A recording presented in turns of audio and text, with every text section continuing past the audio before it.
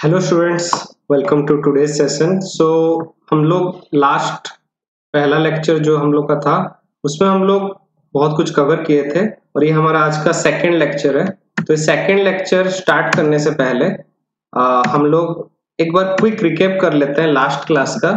तो last class में हम लोग पढ़े थे इंट्रोडक्शन ऑफ सॉल्यूशन, जिसमें हम देखे थे कि सॉल्यूशन किसे बोला जाता है।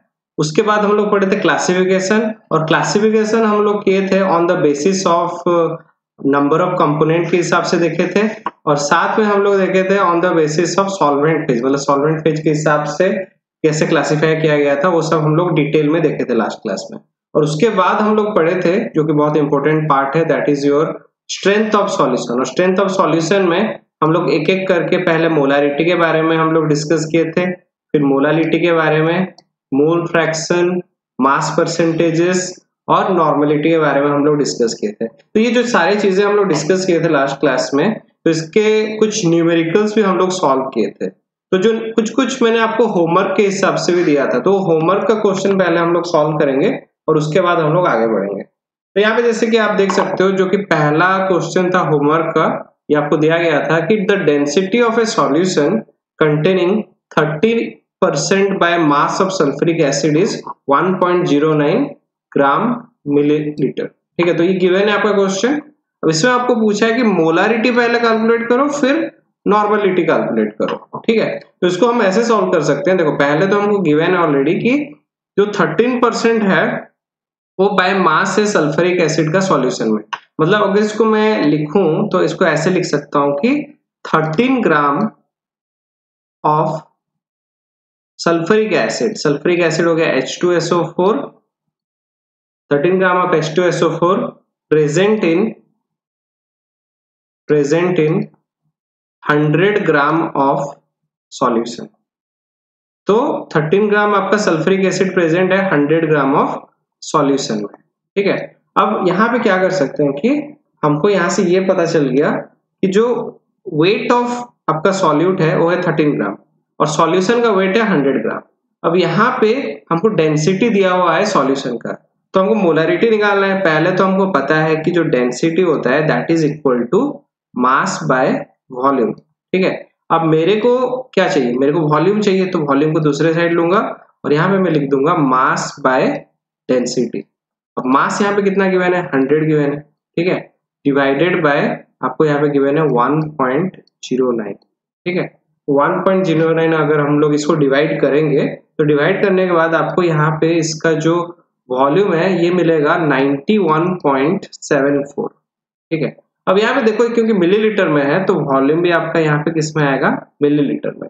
पर जब हम मोलारिटी कैलकुलेट करें तो यहाँ पे आपको एक अच्छे से ध्यान देना पड़ेगा कि यहाँ पे वॉल्यूम को हमेशा लीटर में लेना है, अगर मिलीलीटर में है तो इंटू 1000 करना है। ठीक है, तो बाद में देखेंगे, बट उससे पहले फिर हमको क्या चाहिए, एक तो वॉल्यूम चाहिए जब हम लोग मोलारिटी कैलकुलेट करते हैं, तो पहला चीज तो मिल गया, बट उसके बाद हमको मोल्स भी तो चाहिए ना सल्फ्यूरिक एसिड का। तो मोल्स निकालने के लिए हमको पता है मोल्स का जो फॉर्मूला होता है that is number of moles of H2SO4। अगर मैं लिखूं तो given mass by molar mass, तो गिवन मास यहाँ पे कितना है 13, तो यहाँ पे 13 लिख लिए। ओके, अब H2SO4 का हम लोग मोलर मास एक बार निकालेंगे तो देखो हाइड्रोजन का कितना होता है 2 हो गया, सल्फर का 32 प्लस ऑक्सीजन 4 बार है तो 4 इंटू 16, 4 इंटू 16 कितना हो जाएगा 64 हो जाएगा।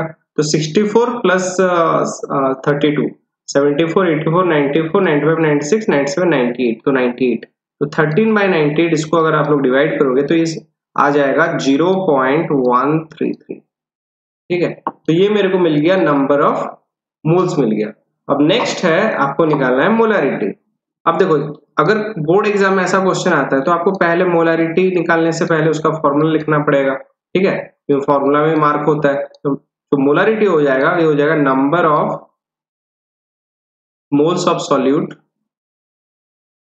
Divided by volume of solution, volume of solution. ठीक है, और क्योंकि यहाँ पे हम लोग इसको ml में लिए हैं तो इसलिए इंटू क्या कर लेंगे 1000 कर लेंगे। ओके, तो कितना आ जाएगा 0.133 डिवाइडेड बाय 91.74 इंटू 1000। ठीक है, इसको अगर आप लोग सॉल्व करोगे तो ये आ जाएगा अप्रोक्सीमेटली 1.45 इसके बाद यूनिट आपको पता है ऑलरेडी मोलरिटी का, that is mole litre inverse. ठीक है, तो यहाँ पे एक बार मैं इसको थोड़ा अच्छे से यहाँ पे लिख देता हूँ, ये इंटू 1000 करना है। ओके, यहाँ पे 1000 को मिस मत करना, 1000 अगर मिस हो गया तो गलत हो जाएगा। ओके, तो यहाँ पे 1.45 मोल्स पर लीटर हो गया। तो पहला आंसर हमको मिल गया है जो कि है मोलरिटी। अब नेक्स्ट क्या निकालना है, नॉर्मलिटी निकालना है। नॉर्मलिटी निकालने से पहले एक गिवन में एक चीज हमको मेंशन करना इंपॉर्टेंट है कि जो हमारा n फैक्टर है, ठीक है, क्योंकि ये क्या है, एक एसिड है, तो एसिड में अगर n फैक्टर निकाला जाएगा तो हम क्या काउंट करते हैं, number of H plus ion देखते हैं। तो आप यहाँ पे देख सकते हो कि सल्फ्यूरिक एसिड होता है H2SO4, मतलब 2 H प्लस आयन दे रहा है, तो n फैक्टर कितना हो जाएगा, 2 हो जाएगा। मतलब कि अगर मैं नॉर्मलिटी यहाँ पे कैलकुलेट करूं तो नॉर्मलिटी का जो फॉर्मूला यहाँ पे होगा ये हो जाएगा molarity into n factor, molarity into n factor. ठीक है, तो यहाँ पे ये इजी बन गया डायरेक्टली, क्योंकि अगर हम लोग अभी फिर नंबर ऑफ इक्विवेलेंट निकालने चले तो वो भी कर सकते हो, बट फिर उसमें टाइम लगेगा, 98 डिवाइडेड बाय 2 करो, फिर नंबर ऑफ इक्विवेलेंट करो, फिर डिवाइड करो, तो ज्यादा डिफिकल्ट होगा। उससे अच्छा है आप बस मल्टीप्लाई करना है मोलरिटी 1.45 इंटू 2। ठीक है, इतना आप मल्टीप्लाई कर दो तो आंसर आ गया ऑलरेडी 2.9। ठीक है, 2.9 ग्राम इक्विवेलेंट पर लीटर। थोड़ा सा जगह कम है तो मैं इसको और एक बार लिख लेता हूँ, 2.9 ग्राम इक्विवेलेंट पर लीटर। ठीक है, तो ये हो गया हम लोग का नॉर्मलिटी का आंसर। देखो कितना इजी था क्वेश्चन, ये आराम से आप लोग कर सकते हो। बस जो प्रोसेस है उसको फॉलो करो, हमेशा क्या गिवन है उसको लिख लो, उसके बाद क्या क्या चाहिए कैलकुलेशन करने के लिए उसको निकाल लो, उसके बाद आप फॉर्मूला डालो और फॉर्मूला में आप वैल्यूज डालते ही आपको आंसर मिल जाएगा। बस बोर्ड एग्जाम के टाइम आप लोग यूनिट मतलब लिखना मत भूलना, क्योंकि यूनिट में भी आपका मार्क होता है। ओके, तो ये हो गया आपका पहला होमवर्क क्वेश्चन जो गिवन था। नेक्स्ट होमवर्क क्वेश्चन, ये बहुत ही इंपॉर्टेंट क्वेश्चन है, इस टाइप का क्वेश्चंस आपका आ सकता है एग्जाम्स में। ओके, तो यहाँ पे हमको देखो क्या 3 चीजें मांगा हुआ है। ठीक है, तो बट पहले हम क्या करेंगे, जो जो हमको गिवन है उसको हम लोग लिख लेंगे। ठीक है, तो गिवन में हम लोग देखते हैं, पहले हम लोग अगर इसको अच्छे से पढ़े तो दिया है द डेंसिटी ऑफ 3m, मतलब हमको पहले तो मोलरिटी गिवन है। ठीक है, 3 मोल्स पर लीटर हमको मोलरिटी दे दिया है सोडियम थियोसल्फेट का। ओके, इसके बाद हमको दिया है डेंसिटी गिवन है। ठीक है, डेंसिटी, तो डेंसिटी को हम लिख लेते हैं 1.25 ग्राम पर ml। ठीक है, डेंसिटी गिवन है। अब हमको पूछा है percentage by mass of sodium thiosulphate. Percentage by mass of मतलब W/W निकालना, तो पहले हम क्या करें, हमको जो जो गिवन है उसको यूज करके निकालना पड़ेगा वेट। तो आप देख सकते हो सोडियम थियोसल्फेट है ना, तो इससे पहले हम लोग इसका मॉलिक्यूलर मास निकाल लेते हैं। तो जो मॉलिक्यूलर मास होता है, molecular mass of Na2H2O3।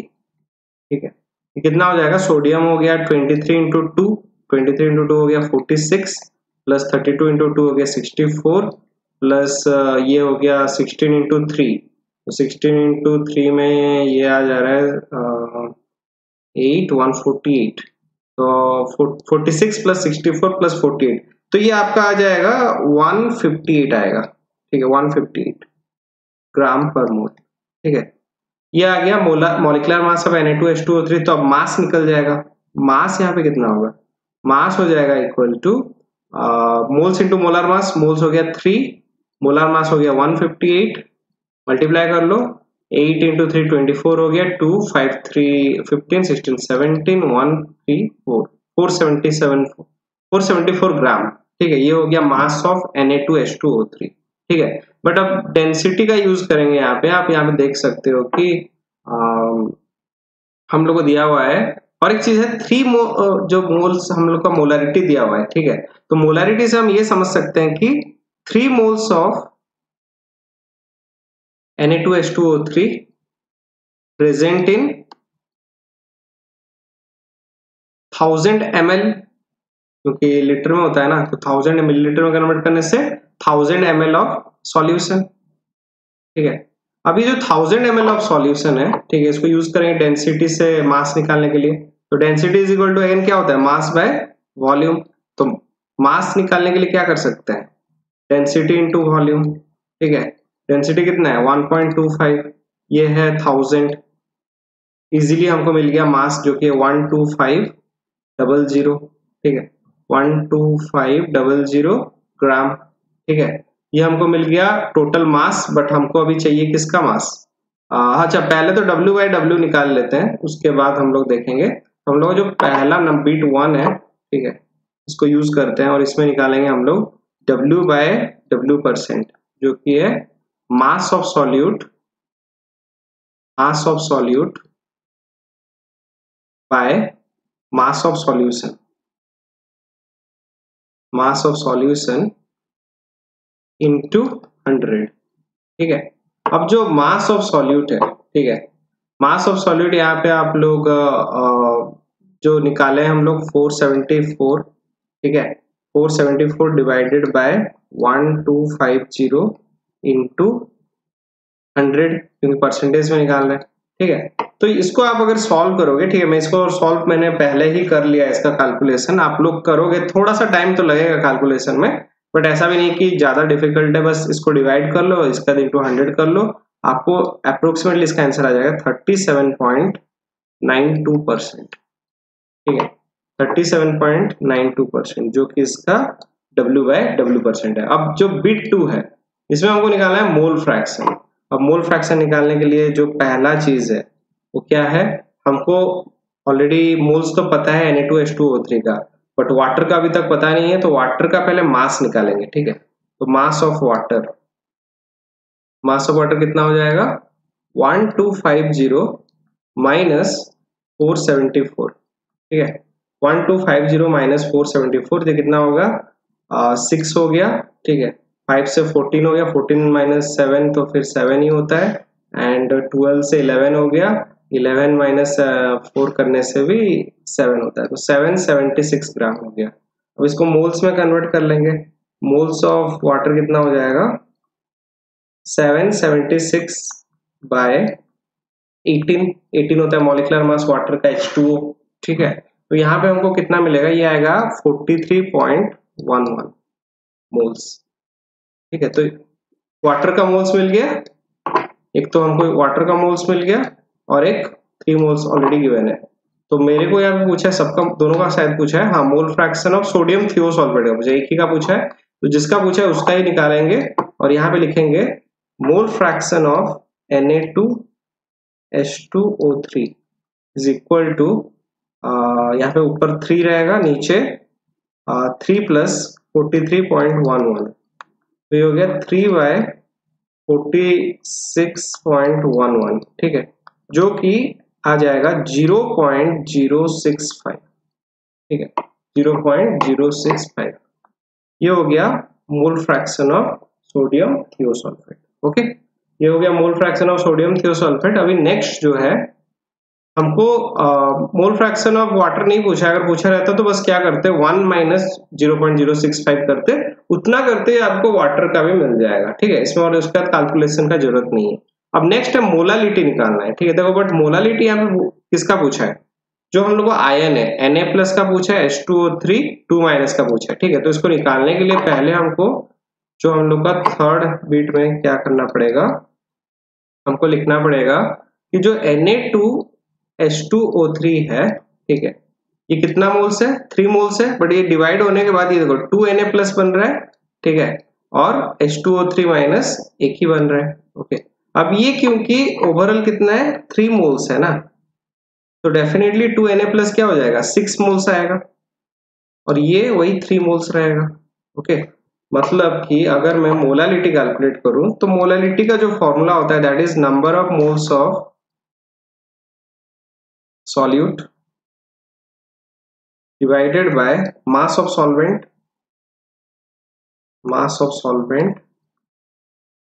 in kg। ठीक है, बट यहाँ पे ग्राम में दिया है तो इंटू 1000 करेंगे। तो अभी इसको लिख लेता हूँ क्या क्या हम लोग का वैल्यूज गिवन है। तो यहाँ पे लिख सकते हैं कि जो मोल्स ऑफ सॉल्यूट है, अगर मैं Na प्लस का निकालू, ठीक है, पहला वाला मैं लिख दे रहा हूँ Na प्लस का, अगर मैं कैलकुलेट कर रहा हूँ, ठीक है, तो यहाँ पे कितना होगा, सॉरी 3 तो नहीं 6 मोल्स होगा ना, क्योंकि 2 Na+ है, ठीक है। तो यहाँ पे 6/776 इंटू 1000 कर देता हूँ, ठीक है।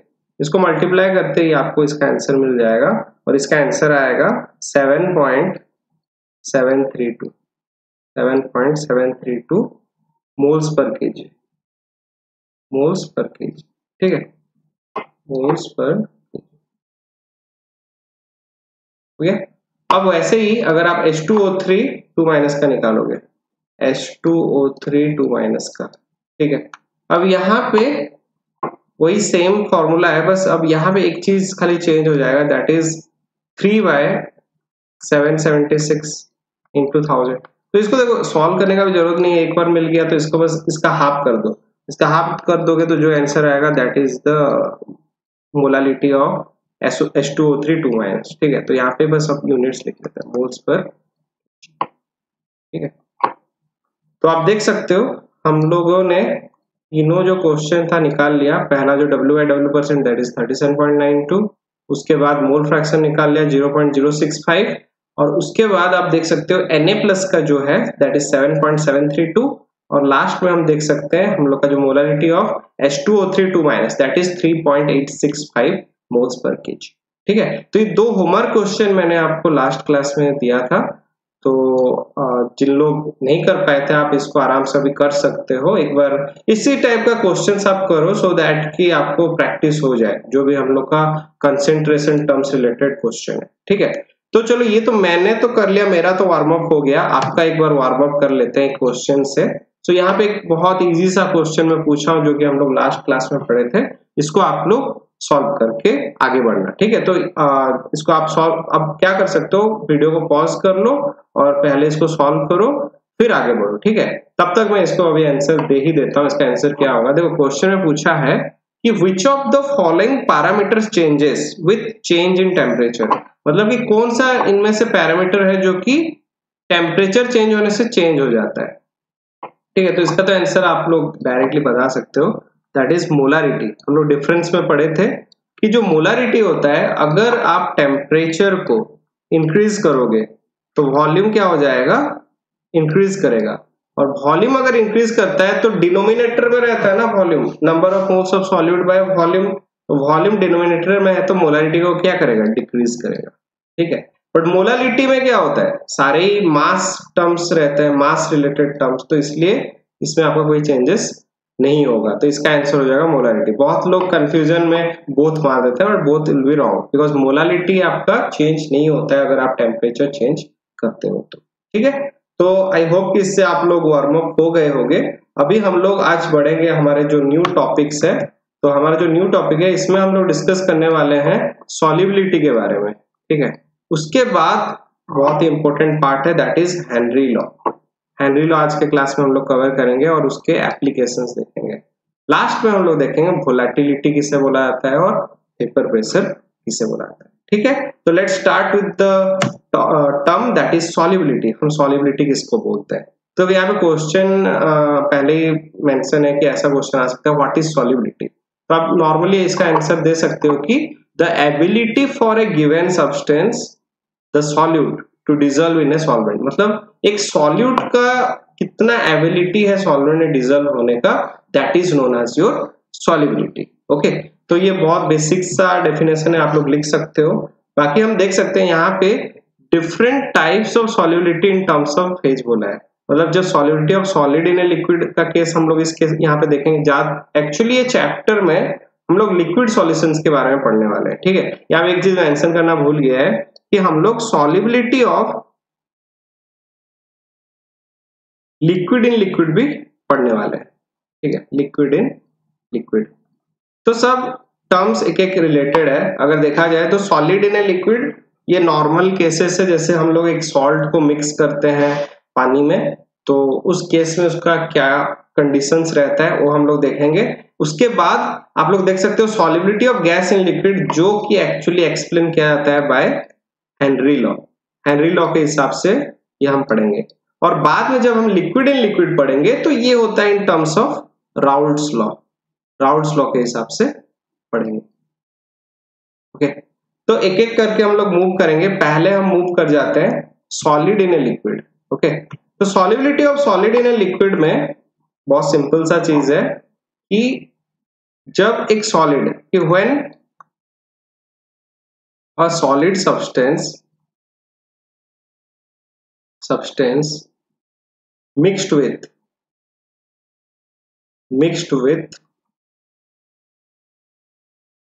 a liquid solvent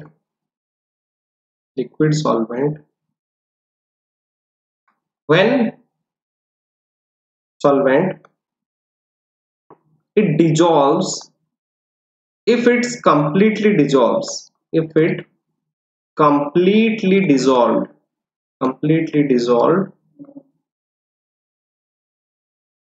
then completely dissolved, then it is known as dissolution।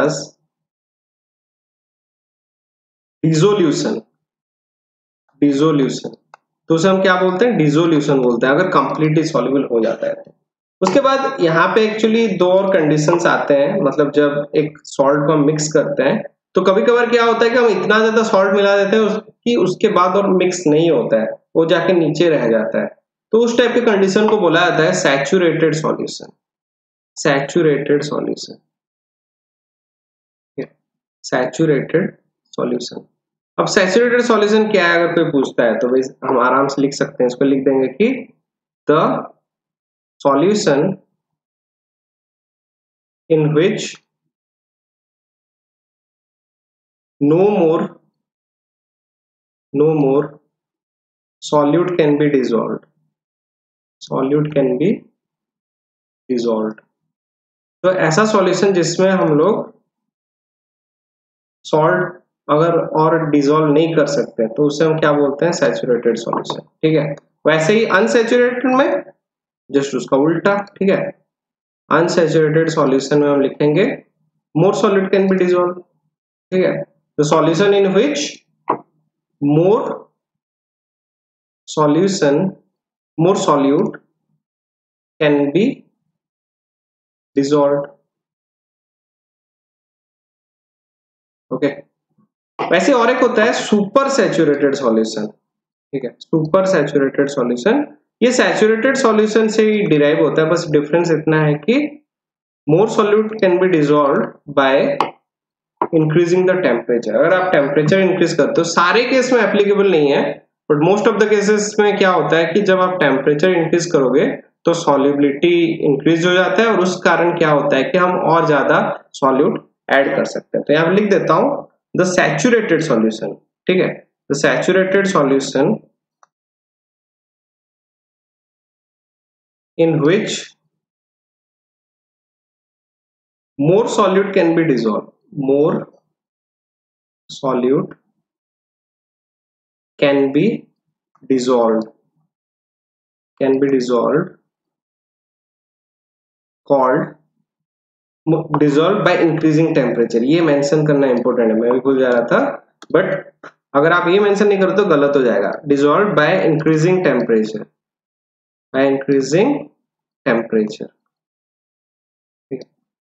Called saturated solution. ठीक है, इसको नहीं लिख रहा हूं, इतना लिखने से भी सफिशिएंट है। ये आपका डेफिनेशन हो गया डिफरेंट टाइप ऑफ सॉल्यूशन जब हम लोग सॉलिड इन ए लिक्विड देखते हैं। ओके, अब ये तो हो गया बट इसमें हमको देखना है कि क्या क्या फैक्टर्स रहता है जो कि इसके कंसेंट्रेशन को अफेक्ट करता है, मतलब कि आपका सॉल्युबिलिटी को इंक्रीज कर सकता है ना तो डिक्रीज कर सकता है डिपेंडिंग ऑन दिस कंडीशन। तो पहला जो है आपका इफेक्ट ऑफ टेम्परेचर, ये डिपेंड करता है कि आपका एंथैल्पी जो है, चेंज इन एंथैल्पी वो क्या है। अगर चेंज इन एंथैल्पी पॉजिटिव है, मतलब कि एंडोथर्मिक है, अगर वो सॉल्यूशन एंडोथर्मिक कंडीशन में हुआ है, ठीक है, तो उस केस में क्या होगा कि अगर आप टेम्परेचर इंक्रीज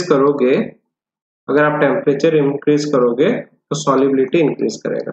ठीक है, क्योंकि एंडोथर्मिक क्या, हीट एब्जॉर्ब होना है और हीट एब्जॉर्ब करने के लिए हम लोग क्या कर सकते हैं? टेम्परेचर ज्यादा करके हीट दे सकते हैं। ओके, अगर हम लोग डेल एच नेगेटिव रखते हैं, ठीक है, तो इसका मतलब है एक्सोथर्मिक। अब एक्सोथर्मिक में उल्टा है, मतलब कि वहां पे अगर आप टेम्परेचर दोगे तो फिर सॉल्युबिलिटी घट जाएगा, क्योंकि उसका रीजन ये है कि हमको एनर्जी रिलीज करना है। अगर हम एनर्जी दे रहे हैं तो रिलीज होने में टाइम लगेगा, और टाइम लगेगा तो आपका सॉल्युबिलिटी डिक्रीज करेगा। तो इसलिए टेम्परेचर अगर आप डिक्रीज करते हो तो सॉल्युबिलिटी यहाँ पे इंक्रीज करेगा। जस्ट उल्टा केस, मैं तो उल्टा लिख देता हूँ, बेटर है आप टेम्परेचर के हिसाब से याद रखो कि एंडोथर्मिक इंक्रीज करने से सॉल्युबिलिटी इंक्रीज होता है, बट एक्सोथर्मिक क्या होता है, टेम्परेचर इंक्रीज करने से सॉल्युबिलिटी डिक्रीज करता है। ठीक है, तो ये आपको ध्यान देना है। अगर आपको बाय चांस ऐसा देता है, कोई सॉल्यूशन दे देता है उसमें डेल मेंशन नहीं है, पॉजिटिव है नहीं दिया है कि नेगेटिव नहीं दिया, कुछ भी नहीं दिया है, तो उस कंडीशन में आप क्या करोगे, आप एंडोथर्मिक को ही सोच लो, आज कंसिडर कर लो कि बाय डिफॉल्ट अगर देखा जाए, बाय डिफॉल्ट तो हम लोग बोल सकते हैं कि एंडोथर्मिक के हिसाब से हम लोग डिफाइन करेंगे। बट अगर आपको मेंशन है कि आपका डेल कितना है, पॉजिटिव है कि नेगेटिव है, तो उस केस में आप क्या कर सकते हो कि आप लोग टेम्परेचर टर्म्स, मतलब उस वहां पे फिर टेम्परेचर का कंडीशन आ जाएगा कि एंडोथर्मिक में अगर टेम्परेचर इंक्रीज करते हो तो सॉल्युबिलिटी डिक्रीज करेगा, और एक्सोथर्मिक में अगर टेम्परेचर इंक्रीज कर रहे हो तो सॉल्युबिलिटी डिक्रीज करेगा। एंडोथर्मिक में इंक्रीज करेगा सॉल्युबिलिटी, और एक्सोथर्मिक डिक्रीज करेगा अगर टेम्परेचर इंक्रीज कर रहे हैं तो। ठीक है, अगर इफेक्ट ऑफ प्रेशर की बात करा जाए तो यहाँ पे नो इफेक्ट, क्योंकि सरफेस के ऊपर ही प्रेशर दे सकते हैं, बट ऑलरेडी आपका जो सॉल्ट है वो तो अंदर एब्जॉर्ब हो गया है, मिक्स हो गया है, तो इसलिए हम बोल सकते हैं कि नो इफेक्ट ऑफ प्रेशर, क्योंकि प्रेशर खाली सरफेस मॉलिक्यूल पे ही प्रेशर दे पाएगा, नो इफेक्ट ऑफ प्रेशर।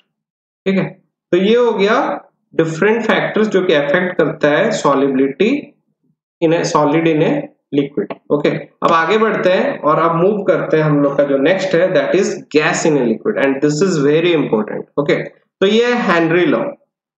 ठीक है, अब हेनरी लॉ को एक्सप्लेन करने के लिए सबसे बहुत बेसिक सा एग्जांपल पहले लेता हूं, उसके बाद हम स्टेटमेंट लिखेंगे कि सोचो अगर दो कंटेनर लेते हैं। ओके, अब एक कंटेनर में, अच्छा पहले हम क्या कर लेते हैं, दो क्लोज्ड कंटेनर ले लेते हैं। ओके, और दोनों क्लोज्ड कंटेनर सोचो उनका वॉल्यूम सेम है। ओके, अब दोनों में जो अमाउंट ऑफ हम लोग सॉल्वेंट ले रहे हैं that is same amount of solvent ले रहे हैं। ओके, बट अब क्या करते हैं हम लोग, एक में ज्यादा गैस मॉलिक्यूल प्रोवाइड कर देते हैं,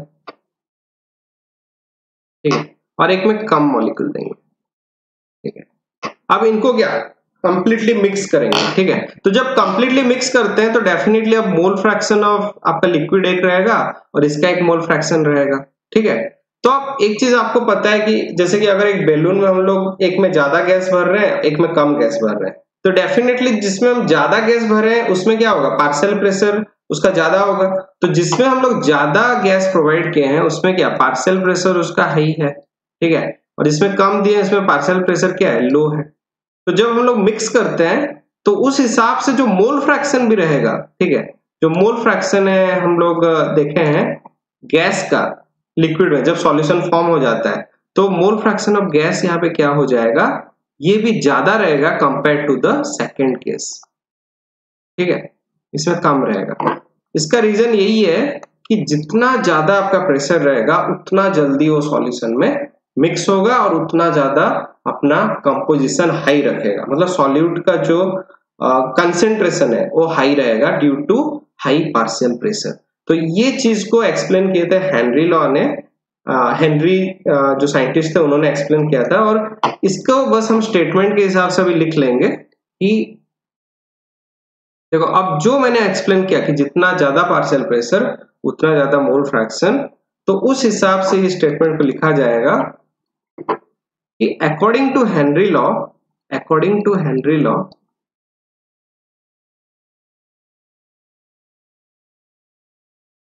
according to Henry law, the partial pressure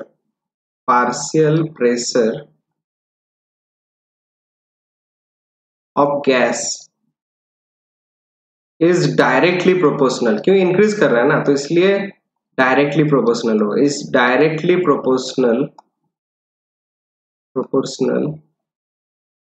to the mole fraction of gas in liquid। In liquid. ठीक है, तो मतलब कि जब हम गैस को मिक्स कर चुके हैं तब उसका जो मोल फ्रैक्शन रहेगा वो किसके ऊपर डिपेंड करेगा, पार्शियल प्रेशर ऑफ गैस के ऊपर। तो मैथमेटिकली इसको हम लिख सकते हैं, मैथमेटिकली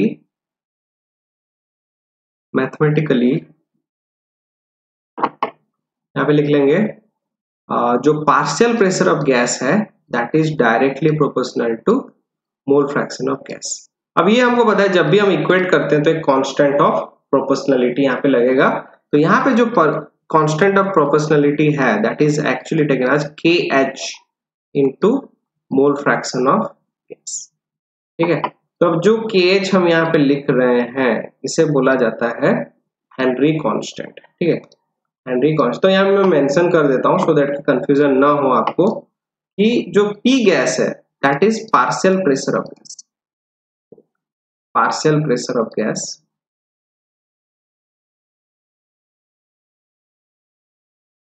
जो हम लोग का मोल फ्रैक्शन ऑफ गैस है दैट इज काई gas, mole fraction of gas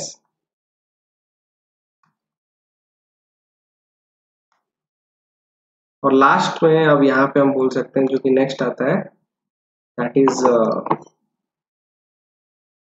KH which is equal to Henry constant, Henry constant. ठीक है, अब ये जो तीन टर्म्स आ रहे हैं, ठीक है, इसमें से जो हेनरी कांस्टेंट है इसके कुछ फैक्टर्स है, मतलब ये इफेक्ट हो जाता है ड्यू टू डिफरेंट कंडीशंस। ठीक है, तो यहाँ पे मैं एक आपको ऐड करके दिखा देता हूँ यहाँ पे सो दैट आपको याद रहे कि फैक्टर्स अफेक्टिंग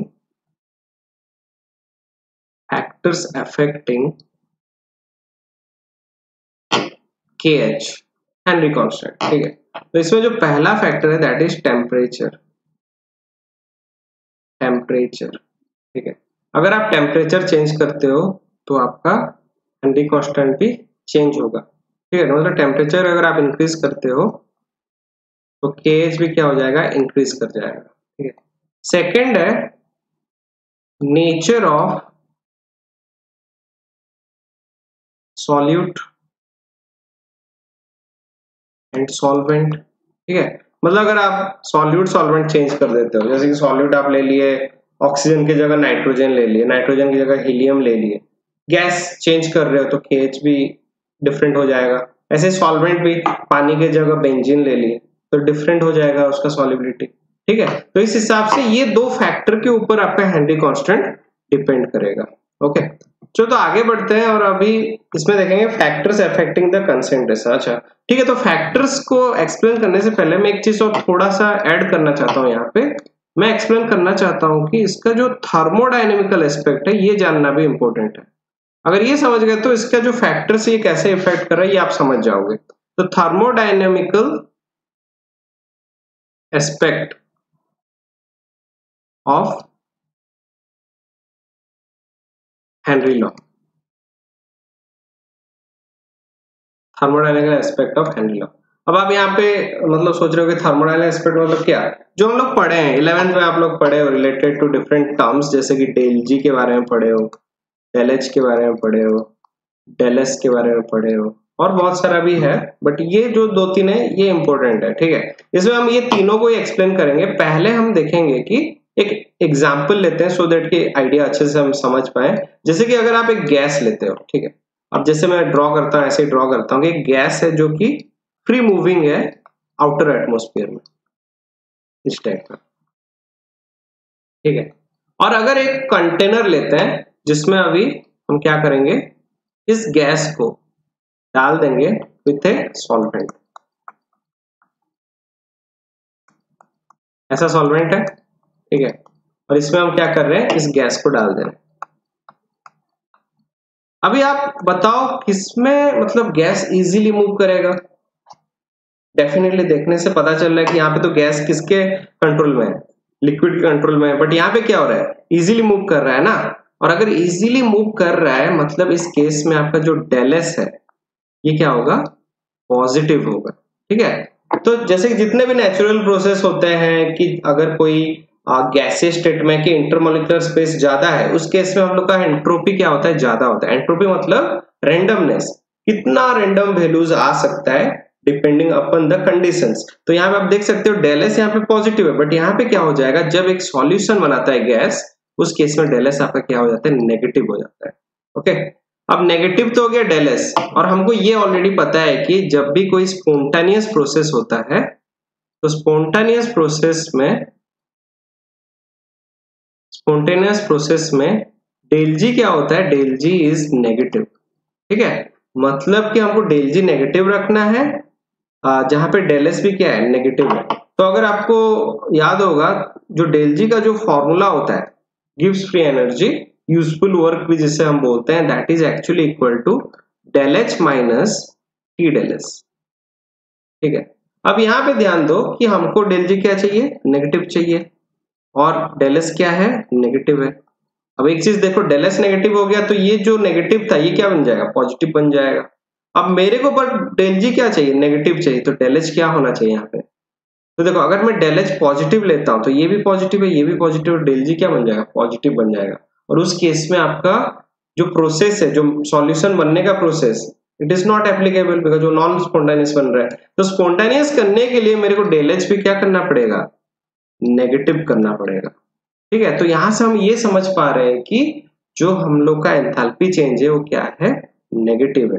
तो इसको हम याद रख लेंगे कि जब एक gas in liquid solution form हो रहा है, ठीक है, गैस इन लिक्विड, तो थर्मोडायनेमिकल एस्पेक्ट के हिसाब से डेल जी हो गया, डेल एस हो गया, डेल एच हो गया, ये तीनों क्या है, ये तीनों नेगेटिव है यहाँ पे। तो यहाँ पे लिख दूंगा all are negative, all are negative in case of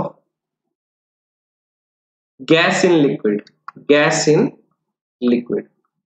ठीक है, तो सारे क्या है, नेगेटिव है जब हम लोग गैस इन लिक्विड लेते हैं। ठीक है, तो यहाँ पे आप याद रख लो, मैं यहाँ पे इसलिए एक्सप्लेन किया क्योंकि डेल एच नेगेटिव है, और हम बाद में भी क्या देखने वाले हैं, फैक्टर्स अफेक्टिंग। ठीक है, जिसमें टेम्परेचर आएगा, प्रेशर आएगा। ओके, बाकी डेल जी डेल एस भी याद रख लो, नेगेटिव होता है। एग्जाम में बाई चांस कहीं पूछ लेता है तो आप बोल सकते हो सारे ही क्या है, नेगेटिव है। ओके, तो अब यहाँ पे फैक्टर्स देखेंगे, फैक्टर्स अफेक्टिंग द कंसेंट्रेशन। तो यहाँ पे आप लोग को अभी याद है कि डेल एच क्या है, नेगेटिव है जब भी आप गैस इन लिक्विड लेते हो। सारे गैस इन लिक्विड सॉल्यूशन में डेल एच क्या होगा, नेगेटिव होगा। मतलब कि अगर हम लोग टेम्परेचर इंक्रीज करेंगे तो सॉलिडिटी क्या होगा, पढ़े थे, अगर डेल एच नेगेटिव है तो एनर्जी रिलीज करना चाहता है, तो अगर आप टेम्परेचर इंक्रीज करोगे तो एनर्जी रिलीज करना डिफिकल्ट हो जाएगा। तो इसलिए डेल एच यहाँ पे क्या हो जाएगा, डिक्रीज कर जाएगा, सॉरी एस आपका डिक्रीज कर जाएगा, जो कि है सॉल्युबिलिटी। ठीक है, यहाँ पे एस का मतलब मैं सॉल्युबिलिटी की बात कर रहा हूँ। ओके, अब यहाँ पे और एक चीज है कि आप इसको ऐसे भी याद रख सकते हो, जैसे आप एग्जांपल ले लो कोल्ड ड्रिंक्स बोतल का। ठीक है, कोल्ड ड्रिंक्स, जो भी आप कोल्ड ड्रिंक्स ड्रिंक करते हो, ठीक है, कोल्ड ड्रिंक्स में आप देखना क्या, कार्बन डाइऑक्साइड मिक्स हुआ रहता है। ओके, अब जो बोतल है उसमें कार्बन डाइऑक्साइड मिक्स हो गया है। अब आप एक बोतल को आउटर सराउंडिंग में रख रहे हो, मतलब सोच लो टेबल पे अपना रख लिए, और एक कोल्ड ड्रिंक्स को फ्रिज में डाल दे रहे हो। अब आप देखना कौन सा ज्यादा टेस्टी लगता है। डेफिनेटली फ्रिज से निकाल के पीने से जो टेस्ट आता है, टेबल में गर्म वाले में उतना मजा नहीं आता है। क्योंकि क्या होता है, फ्रिज के अंदर रखने से उसका सॉल्युबिलिटी बढ़ जाता है, जो आप कार्बन डाइऑक्साइड है।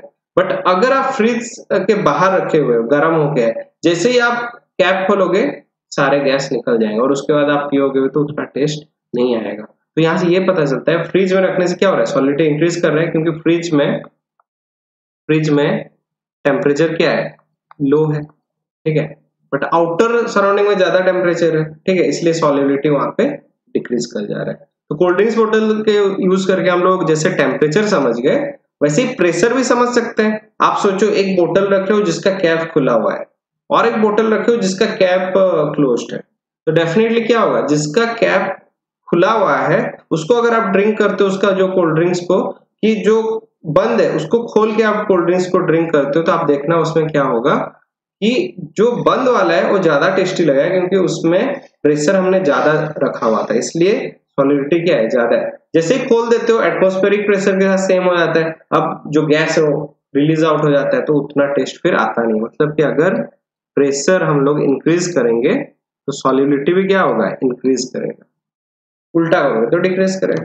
ठीक है, तो ये है जो फैक्टर्स जो अफेक्ट कर रहे हैं concentration of gas in liquid. Okay, तो ये हो गया रिलेटेड टू द फैक्टर्स। अब नेक्स्ट जो पार्ट है that is application of Henry law. तो जैसे कि एक एप्लीकेशन तो मैं आपको समझा ही दिया था जब मैं आपको इफेक्ट्स बता रहा था। तो ये जो कोल्ड ड्रिंक्स बोतल है ये पहला एप्लीकेशन है, तो यहाँ मैं लिख देता हूं। पहला जो है वो है कोल्ड ड्रिंक्स। ठीक है, अब कोल्ड ड्रिंक्स में हम लिख सकते हैं कि सॉरी, जो कोल्ड ड्रिंक्स है इसमें हम ये लिख सकते हैं कि द कंप्लीट प्रोसेस, जो हम लोग का कोल्ड ड्रिंक्स का जो कंप्लीट प्रोसेस है, ठीक है, द मैन्युफैक्चर और packaging of cold drinks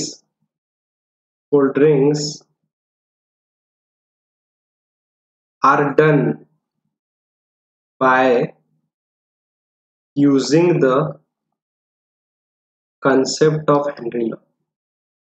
using the concept of Henry law, तो हेनरी लॉ के कंसेप्ट को यूज करके हम लोग क्या कर सकते हैं, जो मैन्युफैक्चर प्रोसेस हो गया कि पैकेजिंग का प्रोसेस हो गया, उसको किया जाता है कोल्ड ड्रिंक्स के केसेस में। ठीक है, बहुत सारे ब्रांड ऑफ कोल्ड ड्रिंक्स बनाया जाता है आजकल, तो उसमें उन लोग ये ध्यान रखते हैं कि टेम्परेचर डाउन रखना है और जो प्रेशर है उसको हाई रखना है। प्रेशर हाई करने के लिए उन लोग कैप, पहले तो प्रेशर देके फिर उसको कैप से पैक कर देते हैं। ठीक है, तो ये हो गया जो पहला एप्लीकेशन है, जो कि बेसिक है, आप लोग आराम से इसको समझ सकते हो।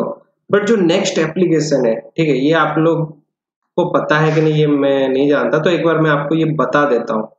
ठीक है, एक है, ये बोलते हैं स्कूबा। ये जो पिक्चर से आपको पता चल रहा होगा, जो पानी के अंदर जाके जो हम लोग का different aquatic animals, aquatic plants को देखते हैं, ये जो करते हैं इसको बोलते हैं scuba diving.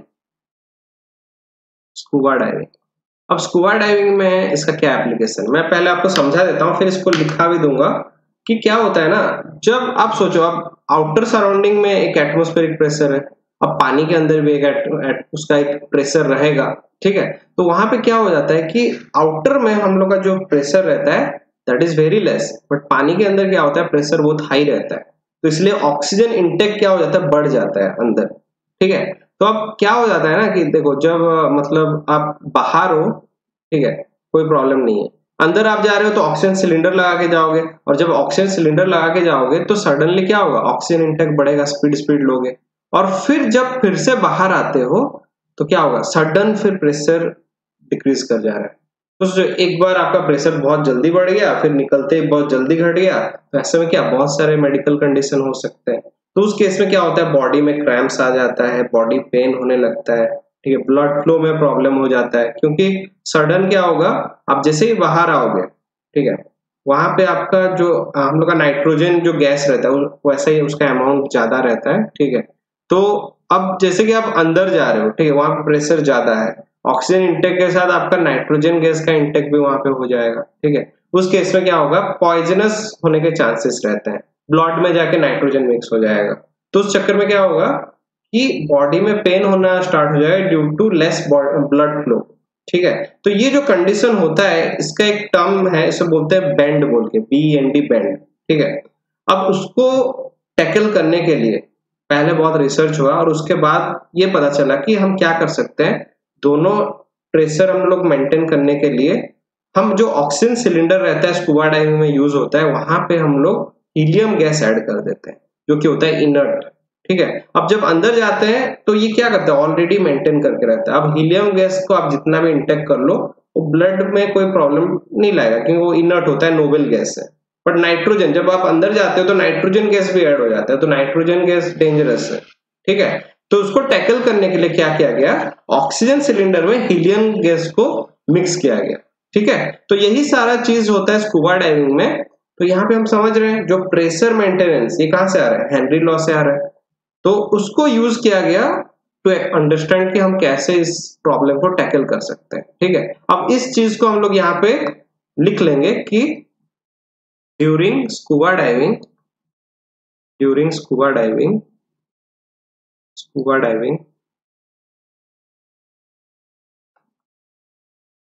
the pressure underwater increases suddenly, due to which intake of O2 gas and N2 gas increases, which causes problem. Which causes problem. Second में लिख देंगे सेकंड पॉइंट करके कि it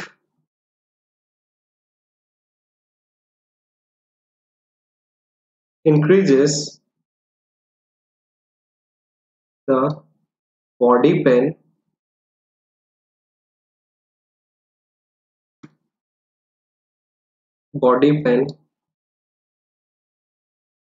cramps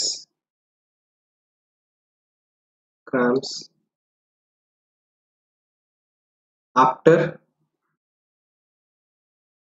coming out of water. This medical condition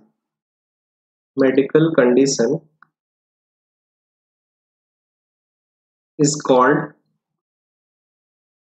bend. इसे बोला जाता है bend. ठीक है, यहाँ पे इंपॉर्टेंट पॉइंट यही है, बोला था point.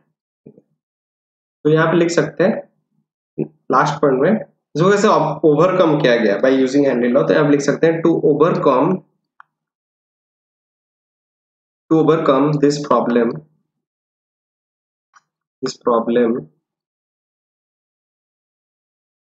helium gas, He gas, helium gas is added in oxygen cylinder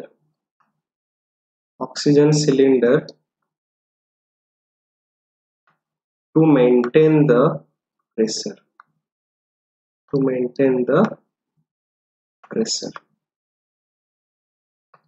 ठीक, तो ये हो गया 3 पॉइंट जो कि आप स्कूबा डाइविंग के केस में लिख सकते हो. ठीक है, ये अपने हिसाब से लिख सकते हो और एल्स एनसीईआरटी में भी इसको एक्सप्लेन किया हुआ है, आप लोग एक बार इसको देख लेना. ठीक है, थर्ड जो आपका एप्लीकेशन है ये होता है हायर एल्टीट्यूड्स में.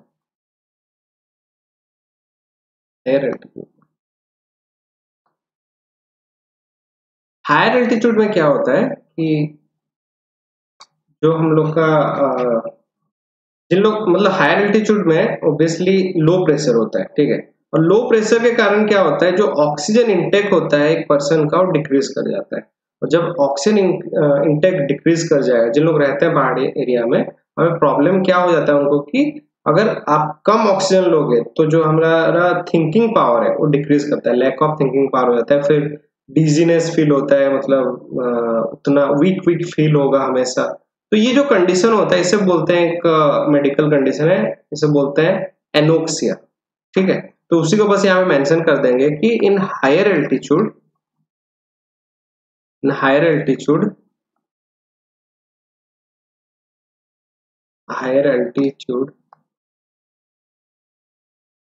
Due to low atmospheric pressure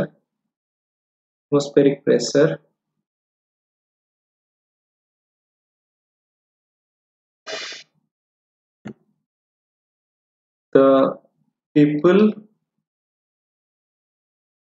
get low oxygen.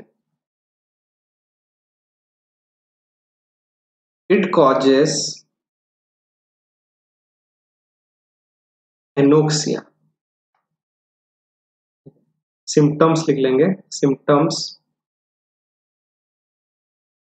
Lack of thinking power,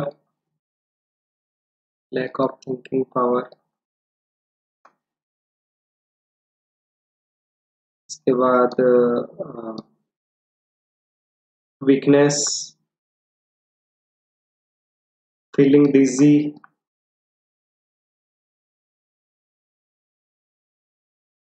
और भी कोई कुछ हो सकता है, ठीक है। तो 3 सिम्टम्स है जो मैंने मेंशन कर दिया। आप एनोक्सिया बोल सकते हो, इसका मेन पॉइंट है जब हम लोग हायर एल्टीट्यूड की बात करते हैं, ठीक है। तो ये 3 एप्लीकेशन है जो कि आपका एनसीईआरटी बुक में मेंशन्ड है।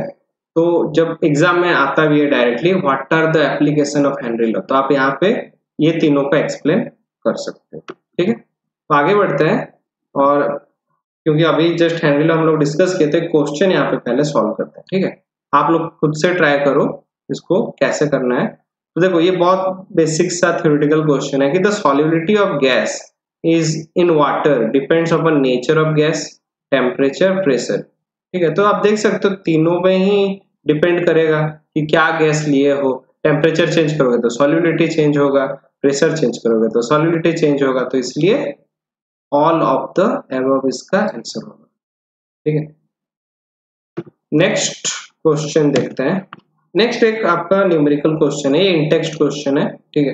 इसको सॉल्व करते हैं, ठीक है। तो पहले देखो, अब तो क्वेश्चन इतना बड़ा देख के बहुत लोग डर जाते हैं कि इसको कैसे सॉल्व करें। पहले आप गिवन लिख लो, फिर आपका क्वेश्चन इजीली सॉल्व हो जाएगा, ठीक है। तो जैसे कि आप देख सकते हो यहाँ पे दिया था Henry law constant for the solubility of N2 gas, यहाँ पे दिया हुआ है N2 गैस, ठीक है। तो गैस कौन सा है? N2 है। इन वाटर, सॉल्वेंट दे दिया वाटर, ठीक है। एट 298 केल्विन, टेम्परेचर है 298 केल्विन, इज 1.0 into 10⁵। अब मेरे को क्या दिया हुआ है? केज दिया हुआ है, ठीक है। कितना दिया हुआ है? 1 into 10⁵, मतलब क्या? डायरेक्ट 10⁵ लिख सकता हूँ, 10⁵ here, okay. The mole fraction of N2 in air, देखो अब ये थोड़ा ध्यान देना है कि मोल fraction of N2 in water different है, इन एयर डिफरेंट है। तो इसको एक अलग सिंबल दे सकते हैं, इसको कुछ इस टाइप का सिंबल दे रहे हैं और इसको लिख रहे हैं, ये दिया हुआ है 0.8, okay. The number of moles of N2 from air dissolved in 10 moles of water. अब मोल्स ऑफ वाटर गिवन है, NH2 आपको गिवन है जो कि है 10 मोल, ठीक है। एट 2 देखो टेम्परेचर सेम है, मतलब के चेंज नहीं होगा, जो है वही रहेगा। एंड 5 atm प्रेशर, अच्छा मतलब आपका जो टोटल प्रेशर यहाँ पे गिवन है, PT यहाँ पे हो जाता है 5 atm, ठीक है। तो पहले हमको क्या निकालना पड़ेगा? पहले हमको निकालना पड़ेगा pressure of N2, partial pressure of N2, that is actually equal, देखो एयर में दिया हुआ है कितना है N2 का, और टोटल प्रेशर दिया हुआ है। तो एक लॉ रहता है जिसे बोलते हैं Dalton's law of partial pressure, उसमें ये एक्सप्लेन किया गया है कि जो पार्शियल प्रेशर रहता है that is actually equal to mole fraction of that gas into total pressure, ठीक है। ये कर दोगे तो आपको पार्शियल प्रेशर ऑफ N2 मिल जाएगा। तो यहाँ पे देख सकते हैं 0.8 into 5, तो कितना आ गया? 4 atm, 4 atm मेरे को मिल गया N2। अब यहाँ पे देखो हमको बोला है कि क्या करना है, हमको the number of moles of N2 मेरे को निकालना है, NN2 निकालना है मेरे को, ठीक है। तो इसके लिए पहले हम फॉर्मूला यूज करेंगे, जो हम लोग का फॉर्मूला था हेनरी लॉ का, that is P gas, that is PN2 is equal to KH into N, N नहीं, H into mole fraction, ठीक है, मोल फ्रैक्शन ऑफ N2, ठीक है। अब देखो पहले मोल फ्रैक्शन निकाल लेते हैं क्योंकि ये और ये हमको गिवन है। तो PN2 हम लोग का हो गया 4, KH हो गया 10⁵ into mole fraction of N2, that is in water, वो था इन एयर, ये है वाटर में। तो अब इसको लिख सकते हैं, जो मोल फ्रैक्शन ऑफ N2 है that is actually equal to 4 into 10⁻⁻5, ठीक है, -5 ये हो गया। अब यहाँ पे नेक्स्ट में क्या करना है, हमको देखना है कि जो मोल फ्रैक्शन ऑफ N2 है that is NN2, that is number of moles of N2 by number of moles of N2 plus number of moles of water, ठीक है। अब यहाँ पे देखो 10 मोल्स है और साथ में आप देखो वाटर का अमाउंट कितना है, 10 मोल्स है, और मोल फ्रैक्शन नाइट्रोजन का कितना आ रहा है, बहुत कम आ रहा है, 4 into 10⁻⁵, मतलब वाटर अमाउंट में बहुत ज्यादा होगा। और अगर ज्यादा होगा तो हम क्या कर सकते हैं, यहाँ पे ऐसे लिख सकते हैं, इसको अभी के लिए ऐसे लिख देता हूँ 4 into 10⁻⁵। बाकी मैं यहाँ पे भी साइड में मेंशन कर दूंगा कि जो मेरा number of moles of N2 है that is very very less than number of moles of H2, इतना तो हमको गिवन है। अब अगर इतना होता है, ठीक है, तो मैं क्या लिख सकता हूँ, मैं लिख सकता हूँ NN2 के जगह NN2 NN2 प्लस NH2 की जगह मैं क्या लिखूंगा, that is similar to NH2। ठीक है, मतलब इसको नेग्लेक्ट कर देंगे। अगर इसको हम नेग्लेक्ट कर देंगे तो यहाँ पे क्या हो जाएगा, आप N2 प्लस NH2 को अगर सिमिलर कर दे रहे हो तो अब इसके नीचे हम लोग का NH2 बस लिखना पड़ेगा, तो ये हो जाएगा NN2 by NH2O, that is equal to 4 into 10⁻⁵। Okay, अब क्या कर सकते हो, NN2 डिवाइडेड बाय यहाँ पे 10 हो जाएगा, that is equal to 4 into 10⁻⁵। Okay, so अब यहाँ पे हम लिख सकते हैं जो हमारा नंबर ऑफ मोल्स है, ठीक है, number of moles of N2 that is equal to 10 को दूसरे साइड ले जाओगे तो 10⁻⁵ इंटू 10 ना 10⁻⁴, तो 4 इंटू 10⁻⁴ मोल्स। ठीक है, तो ये हमको मिल गया इसका आंसर। तो बहुत ही इजी था, तो ऑप्शन ए यहाँ पे करेक्ट होगा। ठीक है, मैं आपको नोट्स भी प्रोवाइड कर दूंगा, नोट्स का जो लिंक है मैं आपको जो हमारा आप इस वीडियो के ग्रुप डिस्क्रिप्शन में पा जाओगे। अभी के लिए मैंने ऐड नहीं किया हुआ है, बट इसको मैं जल्दी ऐड करने वाला हूँ। ठीक है, उसके बाद आप ये जो नोट्स है ये भी आपको मिल जाएगा साथ ही में। ओके, तो ये हो गया 4 इंटू 10⁻⁴। ओके, तो देखो इस टाइप का क्वेश्चन आ सकता है रिलेटेड टू हेनरी लॉ। ऐसा बहुत डिफिकल्ट नहीं है, बट थोड़ा सा यहाँ पे प्रोसेस है। आपको नंबर ऑफ मोल्स पूछ लिया, इसलिए आपको टाइम लगा। अगर खाली मोल फ्रैक्शन बोलता तो डायरेक्ट मिल गया था आंसर। ठीक है, तो ये हो गया हेनरी लॉ का क्वेश्चन। नेक्स्ट ये हम पढ़ेंगे व्हाट इज वोलेटिलिटी। वोलेटिलिटी किसको बोला था, अगर आपको कोई पूछता है तो आप यहाँ पे बोल सकते हो कि देखो बहुत सिंपल सा आइडिया ये है कि जो गैस में कन्वर्ट हो सकता है, those are actually volatile compounds. Okay, अब जो जल्दी मतलब गैस में कन्वर्ट है उसको बोलेंगे वो हाईली वोलेटाइल इन नेचर रहता है। तो यहाँ पे लिखा है volatility is a property which describe how readily a substance vaporises, कितना जल्दी हो सकता है। मतलब बॉइलिंग पॉइंट क्या होगा, low boiling point, low boiling point है वहां पे।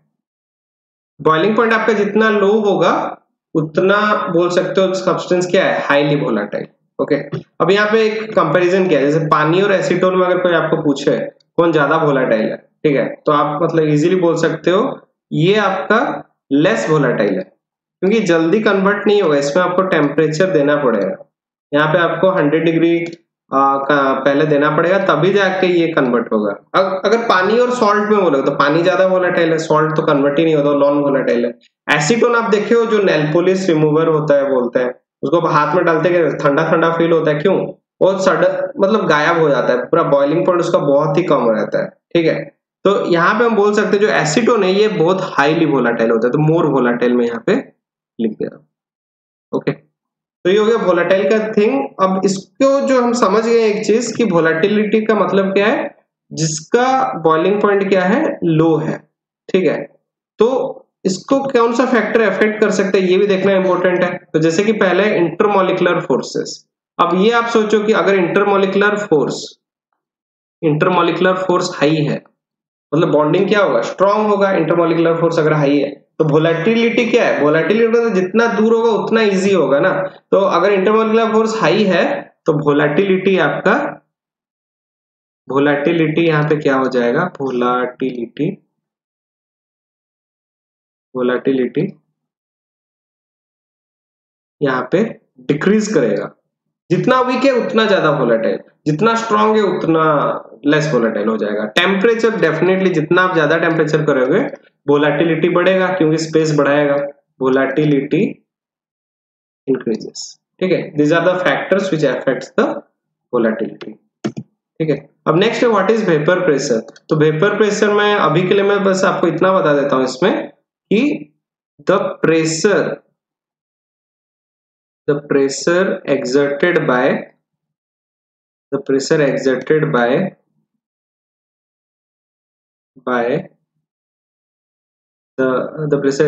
the gas when the rate of evaporation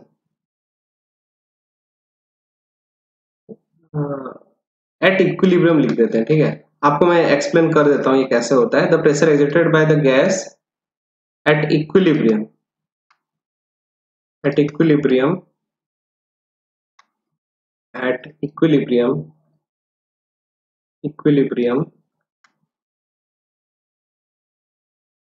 in a closed container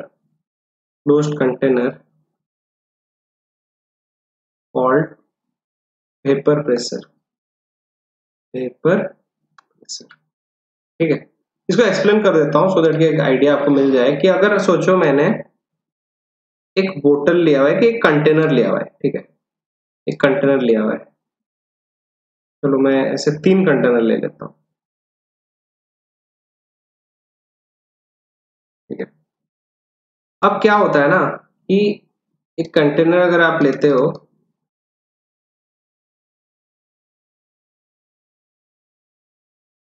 इस टाइप के, अब सोचो कि मैंने एक कंटेनर लिया जिसको मैंने कुछ दिन के लिए, अब पहला दिन सोचो फर्स्ट डे है ये जिसको मैंने स्टोर किया, अब उसको मैं चेक करूंगा 20 दिन बाद, 20 डेज बाद, ठीक है। तो आप देखो ना, जब एक चीज को, एक पानी को आप कुछ दिन के लिए रख देते हो तो मतलब 20 दिन की, 15 दिन की, एक मंथ जो भी हो, पानी में ऐसे बोटल्स में बबल्स लग गए रहते हैं, ठीक है, 20 दिन बाद, ठीक है। क्या होता है, क्योंकि इतना दिन रहने के बाद कुछ पानी क्या होता है, कन्वर्ट होता है, इवापोरेशन होता है, और इवापोरेशन होके ऊपर गैस बन गया रहता है, ठीक है।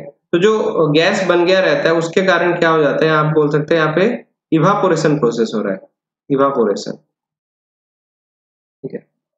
अब इवापोरेशन तो हो गया, बट अगेन क्या होता है, कुछ टाइम के बाद फिर वो जो बबल स्टेप लग गया रहता है चारों ओर, मतलब क्या, फिर से पानी में कन्वर्ट हो रहा है, मतलब कंडेंसेशन भी हो रहा है, ठीक है। तो ऐसे कंडीशन में क्या होता है, जो गैस में कन्वर्ट किया है हुआ है, वो जो लिक्विड से डेफिनेटली वो क्या दे रहा है, वेपर प्रेशर दे रहा है, वो प्रेशर एग्जर्ट कर रहा है जो लिक्विड के ऊपर, ठीक है, और साथ ही में जो कंटेनर है वहां पे वेपर प्रेशर एग्जर्ट कर रहा है वहां पे। तो ये जो वेपर प्रेशर कंडीशन कब आएगा, जब आपका क्या हो जाता है, दोनों सेम रहता है, मतलब rate of evaporation is equal to rate of condensation. अगर दोनों सेम हो जाएंगे तो उस केस में हम क्या बोल सकते हैं, उस केस में हम बोल सकते हैं कि उस टाइम जब आपका rate of evaporation is equal to rate of condensation है, उस टाइम में जो प्रेशर एग्जर्ट किया जा रहा है सरफेस ऑफ द लिक्विड के ऊपर और कंटेनर के ऊपर, उसे हम बोलते हैं वेपर प्रेशर, ठीक है। उतना चीज है, अगर खाली प्रेशर लगाया हुआ है जहां पे आपका रेट इक्वल नहीं है तो उसे हम वेपर प्रेशर नहीं बोलेंगे। बट जब इक्विलिब्रियम अटेन हो जा रहा है, rate of evaporation is equal to rate of condensation, उससे हम बोलेंगे वेपर प्रेशर, ठीक है। तो ये जो वेपर प्रेशर टर्म है ये होगा यूज जब हम लिक्विड इन लिक्विड सॉल्यूशन पढ़ेंगे और राउल्ट्स लॉ आएगा related to liquid in liquid, ठीक है। तो ये हम पढ़ेंगे नेक्स्ट क्लास में इसके ऊपर डिटेल में। आज के लिए हम इतना ही रखते हैं, और आई होप कि आप सब समझ पा रहे हो। जो आप समझ नहीं पा रहे हो आप उसको कमेंट सेक्शन में वो क्वेश्चन को डाल सकते हो, और साथ ही में मैं नोट्स भी आपको प्रोवाइड कर दूंगा इसके वीडियो डिस्क्रिप्शन में। Thank you.